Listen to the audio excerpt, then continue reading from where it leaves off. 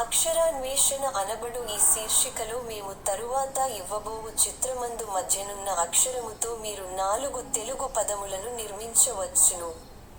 అందులకు కావలసిన ఆధారములు చిత్రమునకు ఇరువైపులా తెలుగు మరియు ఇంగ్లీష్ భాషలలో ఇవ్వబడియున్నవి.